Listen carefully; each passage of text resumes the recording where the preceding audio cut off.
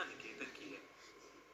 उस स्कूल का डिसिप्लिन और पढ़ाई जितनी फेमस थी, उतनी ही फेमस थी उस स्कूल हॉस्टल की भूतिया स्टोरीज। एक रात 12th क्लास के 4 दोस्त मिलकर वही भूतिया बातें डिस्कस कर रहे थे, जब उनमें से एक लड़का सूरज कहने लगा कि उसके पास एक ऐसा गेम है जिसकी हेल्प से वो ये पता लगा सकते हैं कि हॉस्टल की सब फेमस बातें सच भी हैं या नहीं। सब वो गेम खेलने के लिए तैयार हो गए, मगर रवि उस वक्त किसी भी बात पर ध्यान नहीं दे रहा था, क्योंकि वो अपने फोन पर विंजो ऐप पर लूडो खेल रहा था और पैसे कमा रहा था। सूरज ने रवि के हाथ से फोन छीना और उसे भी वो भूतिया गेम खेलने बिठा दिया। वो गेम था चार्ली चार्ली। लोग कहते हैं कि चार्ली चार्ली गेम एक ऐसा गेम है जिससे आत्माओं से बातें करी जा सकती हैं। इनफैक्ट उनकी माने तो ये गेम इतना खतरनाक है कि कई लोग इसकी वजह से पागल भी हो चुके हैं और कुछ लोगों की तो जान भी जा चुकी है। सूरज ने सबको एक सर्कल में बिठाया और बीच में एक पेपर पर यस नो नो यस लिखकर उस पर 2 पेंसिल्स रख दी। रवि ये देखकर हंसने लगा और वो सर्कल से उठकर जाने ही वाला था कि अचानक कमरे की लाइट्स फ्लिकर करने लगी। ये देखकर सबके होश उड़ गए। तभी सूरज ने रवि से वापस आराम से बैठने को कहा और फिर सूरज ने गेम की तरफ देखते हुए कहा, Charlie Charlie are you there? यानी चार्ली चार्ली क्या तुम यहाँ हो? चार्ली चार्ली क्या तुम यहाँ हो? ये कहने के बाद सब वेट करने लगे, पर कमरे में कुछ नहीं हुआ। सूरज ने दोबारा वही सवाल पूछा, तब भी कुछ नहीं हुआ। इस पर रवि ने उस गेम का मजाक उड़ाना शुरू कर दिया। लेकिन तभी सर्कल के बीच पड़ा पेपर जोर से हिलने लगा। उस पर रखी पेंसिल्स भी इधर उधर रोल होने लगी। सूरज ने फिर से वही सवाल पूछा, चार्ली चार्ली क्या तुम यहाँ हो? और तभी पेंसिल घूमकर यस पर पॉइंट करने लगी।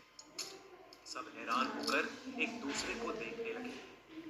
इसके बाद एक एक करके सब चार्ली से कुछ ना कुछ क्वेश्चंस पूछने लगे, जिससे वो कंफर्म कर सके कि सच में चार्ली की आत्मा वहां वाकई थी या नहीं।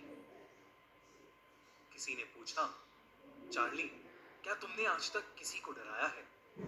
तो किसी ने पूछा, चार्ली क्या कभी तुमने किसी की जान ली है? पेंसिल घूमती रही, कभी यस पर तो कभी नो पर। रवि उस सर्कल में बैठे बैठे भी सबका और चार्ली चार्ली गेम का मजाक उड़ाता रहा। उसे अब भी लग रहा था कि सूरज सबके साथ कोई मजाक कर रहा है। सबकी बारी हो चुकी थी और सूरज ने रवि को चार्ली से सवाल पूछने के लिए कहा। रवि ने मजाक में पूछा, चार्ली क्या तुम बेवकूफ और पागल हो? इस पर पेंसिल नहीं हिली और रवि को विश्वास हो गया कि चार्ली चार्ली गेम बकवास है और वो सर्कल से उठ गया। लेकिन जैसे ही वो वहां से उठा, उसी वक्त पेंसिल घूमकर यस पर पॉइंट करने लगी और फिर जोर जोर से हिलने लगी। कमरे की लाइट्स अब और जोर से फ्लिकर कर रही थी। सब डर के मारे अपनी जगह पर जम से गए थे। तभी अचानक से लाइट चली गई और पूरे कमरे में अंधेरा हो गया। उस अंधेरे में उन दोनों लड़कों को बस 2 चमकती लाल आंखें दिख रही थीं, जिसे देखकर वो पूरी तरह डर गए थे। सूरज ने जल्दी से जाकर लाइट ऑन की। तभी सबकी नजर रवि पे गई और सभी ने जो देखा वो देखकर सबके पैरों तले जमीन खिसक गई। रवि का चेहरा अचानक नीला पड़ गया था। धीरे धीरे वो वहीं खड़ा खड़ा कांपने लगा। उसकी आंखें सफेद हो गई थीं और वो एक अजीब सी आवाज में चिल्लाने लगा, जैसे कोई उसका गला घोट रहा हो।